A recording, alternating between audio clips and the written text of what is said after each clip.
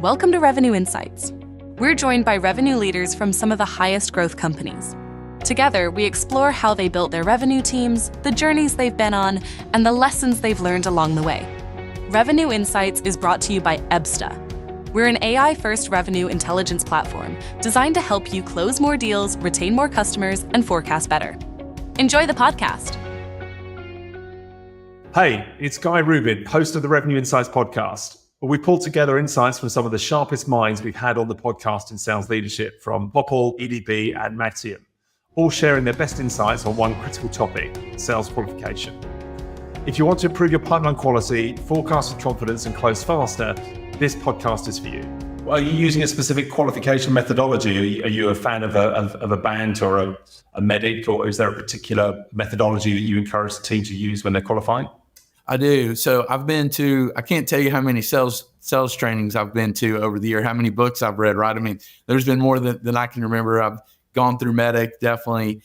The list goes on. But the one that I subscribe to the most is Acxiom Sales Kinetics. It used to be called Acxiom Salesforce Development. But hands down, there's not a close second to Acxiom. It's incredible. And they have, basically a very simplified 4-step process. Their second step is the qualification process. And so we use their qualification process to make certain that our salespeople are utilizing their time wisely and not spending it on non-qualified opportunities. Yeah, so we use the MQL to SQL model, and it doesn't qualify within SQL unless it hits a certain threshold scoring, right?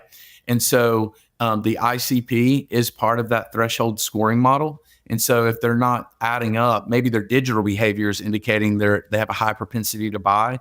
But if their ICP is not appropriately aligned, then they usually don't hit the threshold to go to SQL. So the sales are executing on them. Yeah. So, I mean, it's been wonderful because, first of all, I encountered it in the early 2000s, right?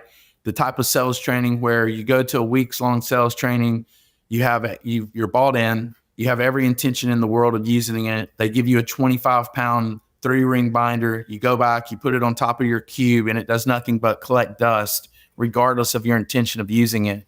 So I've seen Acxiom really go through from sticking with this incredible methodology that they have. There's not anything close to it, to evolving and focusing only on adult learning concepts. And so now their deployment method and how we deploy Acxiom is much more applicable and meaningful to the people who are using it, because instead of deploying it all in 1 week, it's deployed via their SaaS platform in small bite-sized chunks, just 15 to 20 minutes each week. And so now the adoptability, right, the buy-in, their ability to execute it, the salespeople that is significantly higher than it ever was in the past. And then so going to their methodology, it really comes down to 4 items, right? So you have prospecting, qualifying, presenting, and then handling and overcoming objections. I believe that we're both real advocates of the MEDDIC methodology.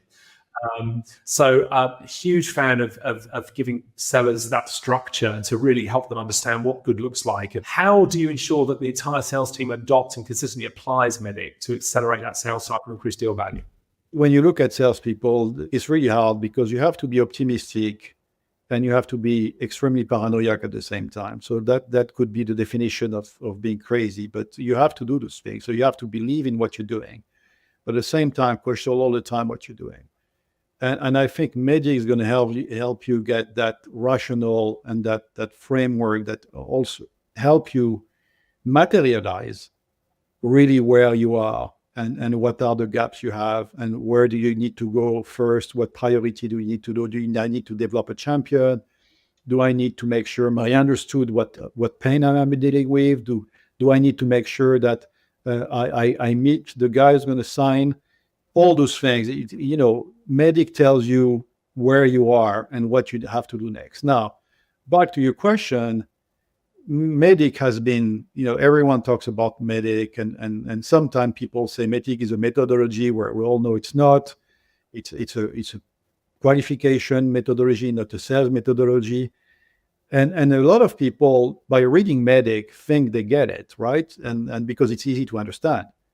But there's a big difference between understanding MEDDIC and making it second nature in every engagement you have with your customers. Because this is where it makes a difference. Once you're back at the office, if you ask yourself, oh, is this guy a champion? It's too late. You've left the room. It's important when you are in the room and when you question around the table, who can be my champion? Who are the one or two guys that can be my champion? And how I'm going to do to make sure I develop those people. So I think the challenge with MEDDIC is not understanding it, but is making sure it gets inside a second nature of the rep. And that takes time. It takes time, but back to your point, it also takes alignment in the organization to make sure the SEs, the CSM, the renewal managers, the reps, everyone speaks with the same language. So the way I've approached that is, instead of rolling MEDDIC, I've approached it by reading one by one, which is almost a letter for first quarter, a letter another quarter, starting with what I think is, we would dispute is champion or identify pain, the most important one. I think identifying the pain is probably the first one that has to go, because if there's no pain, there's no reason for you to spend time here and the customer to spend time with you. Make sure people really get that. Once you get that, you move to the second one. And that works. I often say to my team, I say, if there's an RFP, probably someone has already written it and you're not going to win it, right? If there's a budget, probably somebody has already built the budget and it's not for you. So your job as a salesperson is to effectively design the demand, influence the demand, and create that budget, or take the budget from somewhere else. Back to the question you were asking earlier on MEDDIC, one of the big impacts it does for you, it prevents you from working on the wrong things. So one thing we changed this year, we made, when I took over the role, we made validate a really, really important stage. Like everything that goes off in validate, which is stage 3 for us, has to be something we're going to win. So we put a lot of pressure early in the sales cycle. And it does two things for you. One, you stop wasting time and resource on deals you're never going to win. And two, you have more time to spend time on deals that you can win and make them bigger. So really, really back to your point of pushing qualification early, asking all the questions early is really critical. I agree, Guy. That's a really, really good way to look at it. And it does something really, really important that we all see together. It removes the pink color glasses, right? Because you can talk with almost every sales guy when they come back from a customer-facing meeting. It's always amazing.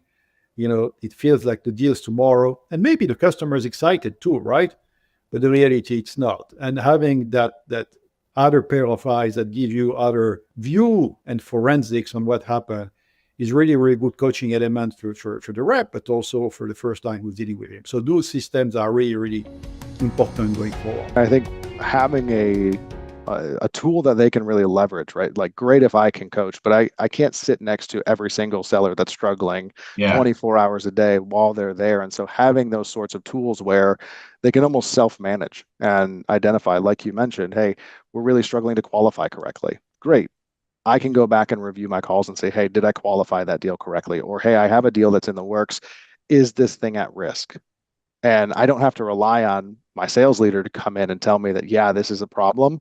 I can actually go in and start to learn some of those things for myself. And so I think having the right tools in place where not only is it identifying things for leadership, but also for the actual people on the ground and helping them with that efficiency can help close the gap there. But it is a big problem, I think, that is facing a lot of organizations. Thanks for tuning in. If you found this compilation valuable, here's how to take it further. The all-new Qualification Insights report is packed with data from thousands of deals showing what top-performing teams do differently to qualify better and win more. Sign up to the Epster newsletter now at epster.com/newsletter and you'll be the first to get it. And don't miss out.